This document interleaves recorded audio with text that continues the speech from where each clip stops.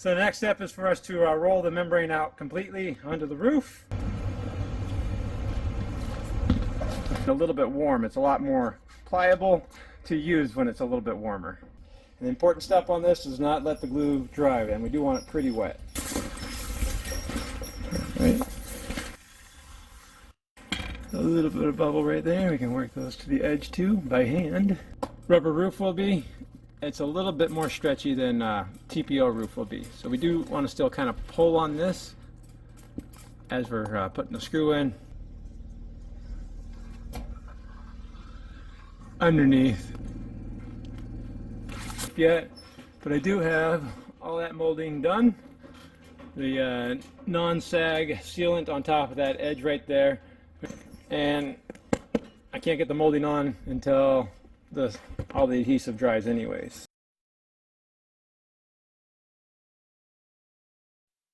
Now the owner did provide me a new vent for the refrigerator, and this is the refrigerator vent. Now I know a lot of people like to staple down the flaps like the factory did, but on a refrigerator vent I think it's a bad idea because ventilation is key on this. So if this flap were to come out like that, it'll start blocking the flow of air.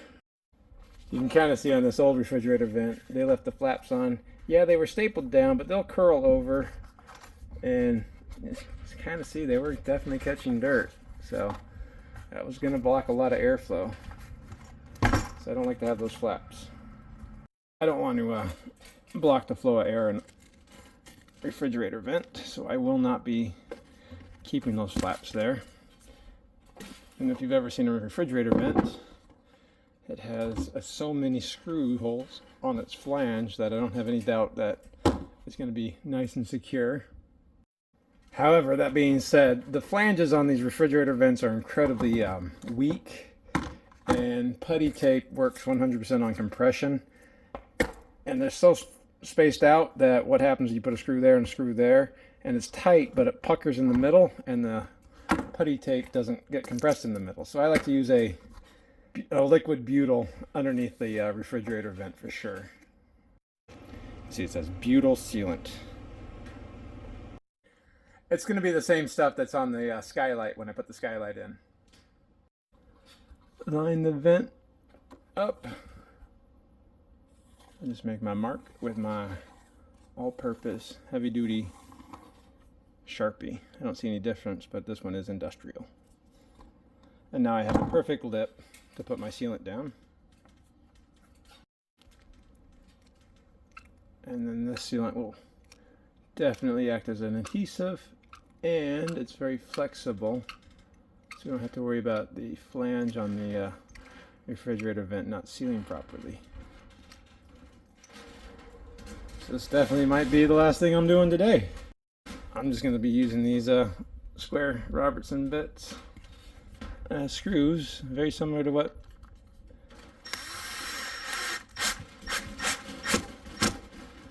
Northwood would have used in 2007. But as I screw this down, you should see how the sealant ooze out there. So it's been oozing out the entire flange, which is not something that would happen if it was putty tape. So here I am on the roof. I'll be cutting out the membrane here and all the openings. The membrane feels like it's secured. Doesn't feel like I'm walking on ice. It's not slippery. So the adhesive did cure. But it's really just going to be my favorite part of doing on a roof job, because it's more the brainless assembly. Just cut holes, putty tape, screw the things down, then seal over the top. Alright, when it comes to these vents, we'll just be using the same putty tape on the flange. Might as well do it down here. So we'll be putting this on all the vents that we're putting on. That was a lot of work. Putty didn't even make it to 8 o'clock in the morning.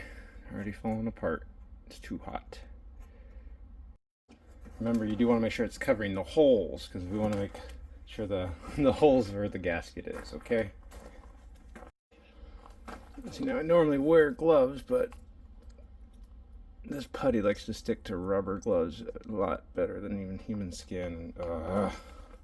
Appease some of my viewers, I will go ahead on these vents and secure the flaps down. But again, I am a RV tech, so I can tell you that having long flaps like that, I'm not going to be okay with. So all we're going to do is pull the membrane a little tight. It doesn't stretch too much, and then I'll just staple in right there and I'll cut off the excess. So having a big flap of material down here when you go to put the inside garnish trim on always seems to get in the way, so I like to make sure that I don't have that problem putting the trim on the inside. So that's why I'm cutting those loose. Now, however, just like the refrigerator vent over there, for the AC, I'm going to be cutting it even with the opening because I don't want any sort of flaps getting in the way of airflow when the AC is operating, because I've seen that problem too. And the way ACs are installed, clamping down, it's actually going to put a lot of pressure all the way around the membrane anyways. But having a flap down right there can't interfere with the airflow, so I don't want that either. Alright, so that's done. That's done. That's done. That's done. I even have the skylight done. Okay, there. The last real hole I need to find is going to be for the sewer vent, which is right here.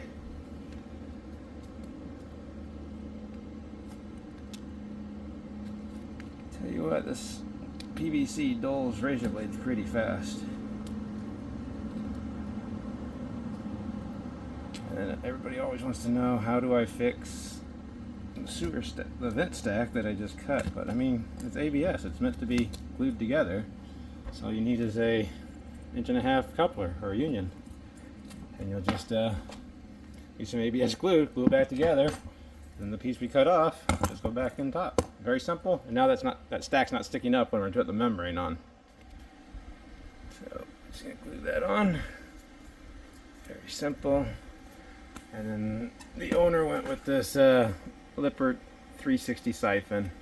I'd take you guys through the installation of it, but I think it's going to upset me quite a bit because this base is too small. It's hard for me to recommend this on anything other than a brand new roof installation. That base should be twice that diameter at least, because I mean, that's too small of a base. Yeah, it's a very overly complicated vent, so you have to make sure the stack is high enough, and that goes there, and that goes on, and really, it all gets glued together anyways. I don't know. I mean, I have one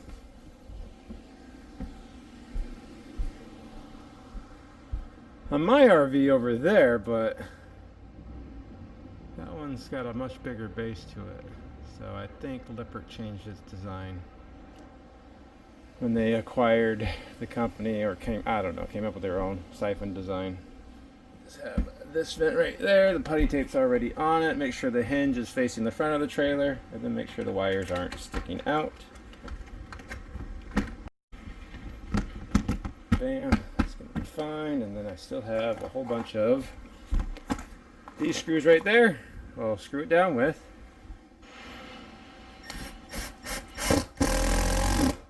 Now the owner did provide me a new vent for the bathroom because, like we saw before, the other one was broken. But we will be reusing the Fantastic vents. So that's what they wanted to do, and that's what we're doing. So I have most of the vents put on. Before I put the skylight on, it's time for me to do my controversial rear and front cap termination installation, rather than worrying about breaking my skylight as I'm working on it. And then I will be putting putty tape on the back side of the front and rear cap termination strips before I put them on the roof. Same thing again. Just take the putty tape, just a butyl putty, and put it right there. And yeah, it's already goopy. All right, so that's at least done. Ready to put those on. So traditionally, most manufacturers want the membrane underneath the front and rear caps or rear walls. I'm still of the opinion it's a bad design choice to do that, and it's mostly just because in building them it's easier to do it that way because the roof goes on and then the front and rear caps go on. So I'm a proponent that it's a bad design choice because inevitably this termination molding or bar that secures the rear cap down, at some point those screws come loose. But loose termination bars are a very, very common failure point on every membrane roof that I've ever seen. If we have this membrane underneath the metal here, that means water will be directed inside the wall and start rotting it out from the inside out. But if we put the membrane roof on top of the rear wall or the rear cap and it comes loose, now really all that's going to happen is the water is going to go underneath the molding and then on top of the rear wall and over the top, and we're still on the exterior of the wall there where water's supposed to be. So that's why I like to put the membrane roof on top, using it like a shingle. Like if you were putting a shingle down or putting flashing down, we're redirecting water. So I've already done the front wall. The membrane is on top of this metal right here, so if this molding comes loose, it'll just go over the top of the metal here. I personally don't buy the argument that air coming in will get underneath the molding here and start to balloon the roof. Basically all I'm doing right here is exactly the same thing we did on the side gutters here, as you guys have already seen. So the membrane came over the top of the exterior wall and then we put the molding on top. So if this molding came loose, we still have the membrane wrapped over the top of the exterior wall. I'll grant you, when you're driving an RV, for sure air is going to be coming from the front because you're driving forward. But when you're parked in an RV or a trailer, the wind doesn't care which direction you're facing, and it comes from all different directions. And so if that wind infiltration was an argument that made sense, we'd be having a problem with air getting underneath this molding here, causing the ballooning here. But nobody ever brings that up either. So I think the only reason why manufacturers even put the membrane underneath the front and rear caps is mostly a manufacturer issue. Because traditionally when you're building the RV, the sidewalls go on, the roof structure goes on, the membrane goes on. And once the membrane is on, the front and rear caps get put on, and it's difficult to put the membrane over the top of the front caps. So please feel free to tell me in the comments below how I'm still wrong about it, but I still feel like I'm right. So that's the end of my rant. Let's put this termination strip on the back cap. So we already saw I put the putty tape on top or underneath the molding there. It's just going to butt right against this rear molding on the side. I'll be using these 2-inch long washer headed screws to secure this down. We don't want short screws because we want to make sure we're getting past the decking into the framing here down below. Which manufacturers using too short of screws or missing the framing down below when they put these termination strips on is the #1 cause for those strips to come loose. So we'll just screw that down, and then I'll just do the rest of them.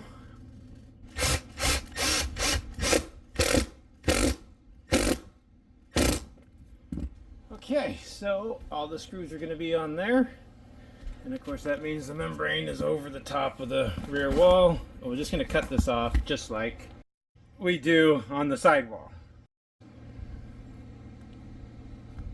So there we go. Even on the side here, this membrane is going to act as a tape corner flashing, which I kind of like too. This is underneath the molding there.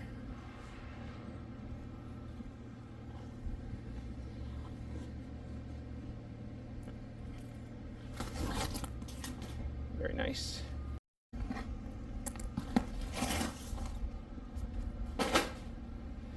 The membrane is technically completely installed now.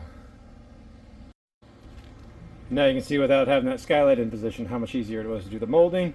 Now you can do the skylight, the ladder, the AC. I have some vent covers to put on and a skylight to put on. Then once that it's all on, it's time to seal it, and this roof will pretty much be done. Okay, we're going to go with a specialty recreation for the skylight. There's the part number for this skylight. It's a little bit oversized because Northwood likes to use an odd size skylight. I'm going to put that in position, measure it out, put a mark on the roof like I normally do. But then it also comes with this tube of sealant right here. It's basically a more liquid form of putty tape right there. Alright, that's pretty well centered. Now I have a place to put the sealant.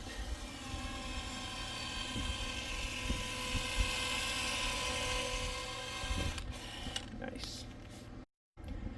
Let's go ahead and put this in place. And because it's fairly liquid, I can just give it a little good jiggle. Get it spread out everywhere. And look at that, it's coming through all the holes there too. And it acts as a pretty good adhesive on top of a sealant. And then I will just be using these same screws. I don't want to go too tight with it and poke the heads through the flange of the skylight.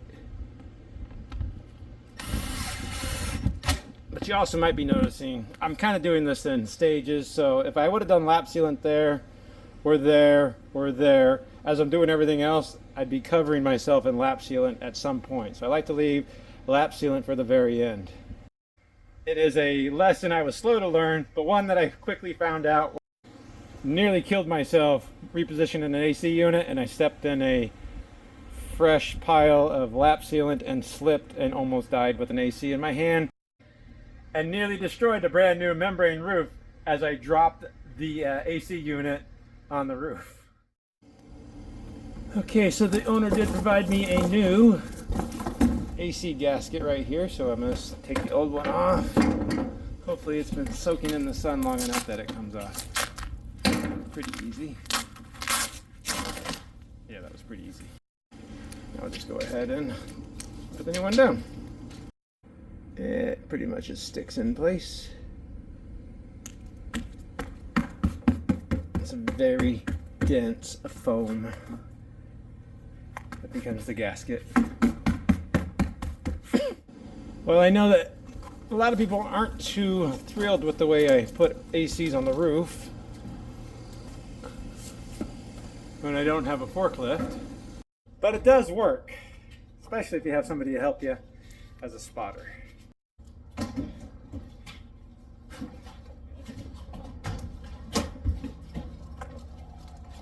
Ready? Yep.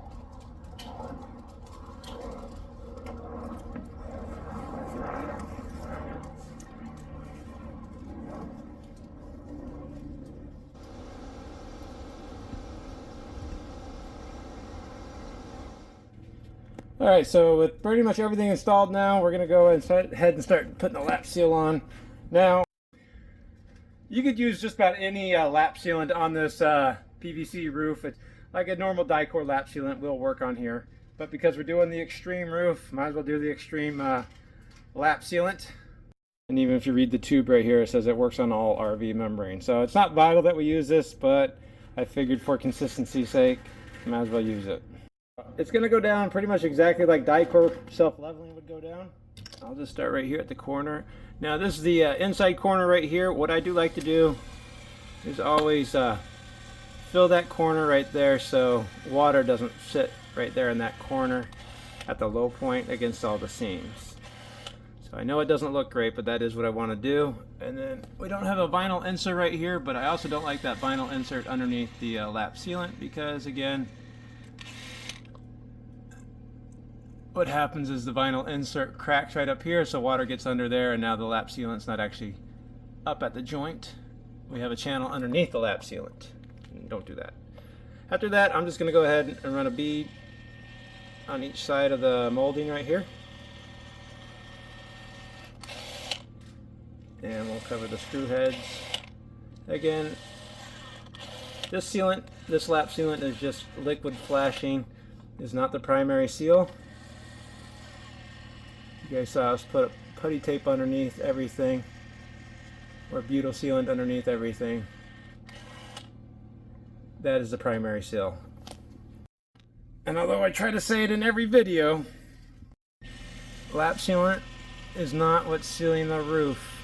If you have a water leak, you need to find out why it's leaking. Don't just put lap sealant on, because its purpose is not to seal the roof, but to redirect water as a flashing.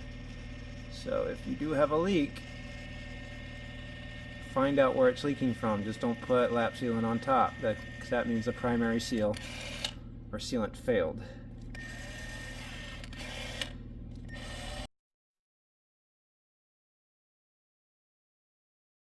Really, I'm just down to securing the AC down below, putting all the vent trim on, and then installing the solar panels. The solar panels that I was given had one big giant hole right there, so I drilled 2 holes on either side of the feet. I'm putting them next to each other, and then the solar wiring that's already there is going to be right about here. So this is how I'm laying it out. These Colemans are usually the easiest ones to put in. There's 2 threaded posts right up in there. The controller. I just go there and hang on right there. I have 2 little wing nuts. Put those back into place.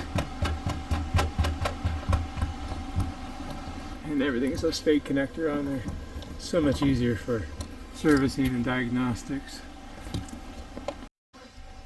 And after that, we'll put the clamp ring on.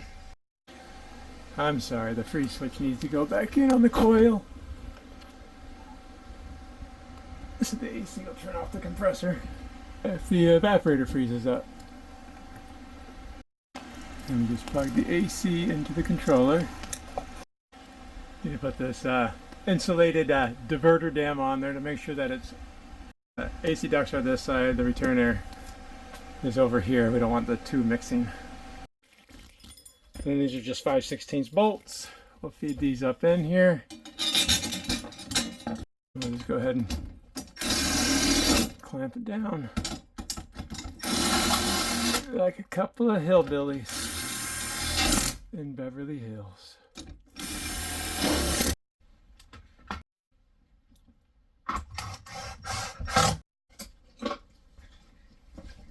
And here you go.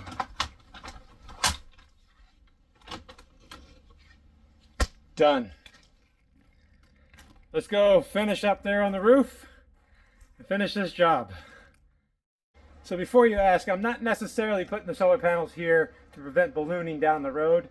It's just the wiring's right there, and this is about where it fits, where it makes sense. I'm doing my best to leave a little bit of a channel so somebody can still walk there, get access to the termination molding there.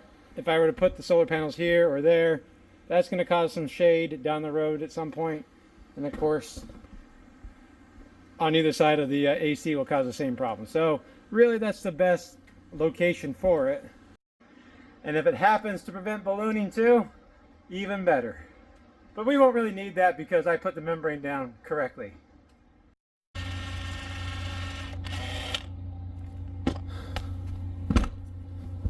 Alright, well, I think we're pretty much done with this roof. Let me clean off this roof, relax a little bit. Clean up my mess down here. And down there. And down there. And then we'll take a look at this brand new PVC membrane roof on this 2007 Nash from Northwood RV. Alright guys, well the roof is done on this 2007 Nash travel trailer from Northwood RV. I guess it's actually Northwood Manufacturing. Now we installed a PVC membrane roof on this, and if you guys remember at the very start of this, the owner brought this coach to me with the membrane stripped off. But it was an EPDM rubber roof that was on there. It was deteriorated and they just wanted a new membrane put on. They stripped it off and found that there was some structural damage to the decking. So there was some joists that were rotting out, and the deck itself in 2 places was pretty bad. But we did get all those problems addressed, and like always, I chose to do a roof replacement in the middle of summer at the hottest time of the year. But it is done. Let's take a look at this brand new membrane roof. It is a PVC roof. I would say overall I'm extremely pleased with the way it turned out. The sealant right here is still quite soft, kind of like a milkshake consistency. So I will try to avoid stepping on that still. But here it is. Wow. We start back here at the rear wall or the rear cap. You remember we do put the membrane on top of the metal, at least that's how I like to do it. You'll also notice I did fill that entire corner right there with sealant so that water doesn't tend to puddle right in this area, which would allow water to start seeping in, because water always finds a way in. The same logic applies right here between the termination bar right here and the ladder. I just filled this entire area with sealant again to keep water from trying to puddle right between that seam. You can even see it right here. And I did add sealant all the way to this point in the valley of the mesa there. The owner is going to reseal all the body molding the rest of the way. So on the windows, the rest of the body, and all the other body molding right here. So I left that there for them to match the sealant as they do it. We did install these brand new Dometic roof vent covers. They're pretty good because they are removable without any tools. I do like that aspect of it. I can tell you I'm a little bit concerned that the base of it does rest on the roof right there. But that's the design that Dometic came up with. It's not even that much of a crown or pitch on this roof either. You'd think they would have thought that one through. On this 360 siphon vent from Lippard, the instructions aren't very straightforward. You're basically just gluing everything together, and it just says to use adhesive. I don't know. Like I said, the base of this is too small to cover an existing vent cover that would have been there before, so the only time this would actually work is on a brand new build or a brand new roof as far as I'm concerned. And then we did see the skylight that was on here before. The base was cracked around all the screw holes, so I did want to go ahead and replace that. It's just a generic size. You just go with the rough opening and make sure the flange is going to fit over the rough opening, and it did. We went with a white one. It still allows light in, but not as much heat for sure. The tinted ones and clear ones tend to let a lot more heat in. They also yellow pretty fast, so I do like the white versions better. And this membrane feels very secured. On top of the molding here is that bead of non-sag sealant. We went with the extreme non-sag, but Dicor non-sag would work too. I left the handprints from the owner on the AC unit itself, but we did change out the AC gasket because that was asked for me to do. We come over here to this side. Last thing we did was install the solar panels. It was about the only place I could put them. I did put a narrow walkway on the front to get in between. You can access the wiring pretty well too. And we did replace this entire front deck too. When I rebuilt it, I did add more structure underneath so that these screws had a lot more to bite into, because I'm always concerned about that front wall rotting. You can see I did the same filler in those corners that I did in the back. And it's always nice to have accessibility to the wiring from the solar panels rather than being underneath it. It might look prettier, but if you ever need to access the wires, you're gonna wish you did this. It really did test me this summer. I don't know if the heat got worse or if I just got older. And the PVC, I don't see much difference between the PVC and the TPO roof membranes. I like TPO over rubber roof just because rubber roof does tend to tear pretty easily and it does chalk excessively. And of course, supply chain issues being what they were, TPO wasn't available until after the roof was done. You know, the other things I'll bring up is, remember we did patch in a repair right there because there was an antenna there. And make it out right here. That's where I think a pre-wire for a satellite dish was. You can kind of make it out if you really want to. But if we would have just left a hole right there, it would have been a dip in the membrane that would have just pooled water. You can get away with that. You can just put sealant on top, but then why do you have sealant on top? And people start asking questions. But now you can walk on those just fine. I don't know if we can catch the angle very well, where you can see I put a lot more tape than most factories do. I do like to cover all the screw heads and nail heads, so to kind of reduce the screw head's popping. And we did go with duct tape on the edges here instead of in the middle. I have used duct tape in the middle, but like I said, I'm always concerned that adhesive on the duct tape will let go. And the membrane secured to the duct tape really well, but the duct tape comes loose from the deck. And so I don't really like putting duct tape in the middle just for that reason. Otherwise, I'll give you one more look at this 2007 Nash travel trailer and its new PVC roof membrane. It really goes down very similar to TPO. They say that it conforms to curves better than TPO. That may or may not be true. This is just going to be another reminder to you guys. It doesn't matter if you have a fiberglass roof, metal roof, TPO roof, rubber roof, or a brand new PVC roof. Do get on your roof or have your roof inspected at least once a year. Twice a year is best, or every time you use it is a good idea too. Unless, of course, you use it every other week.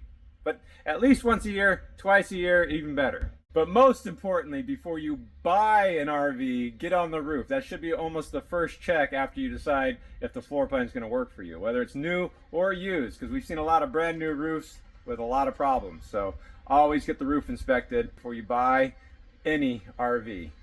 Thanks a lot for watching, guys. I'm tired.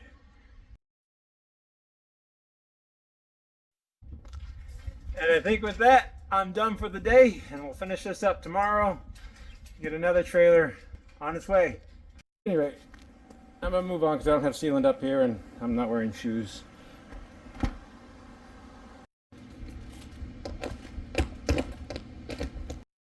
And once this is done,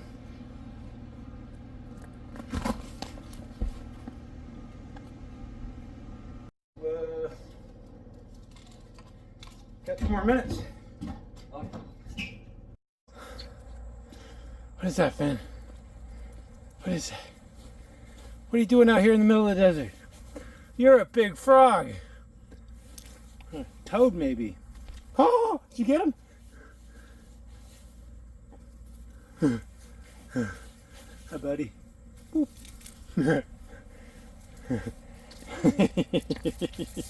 Goodbye, sir. But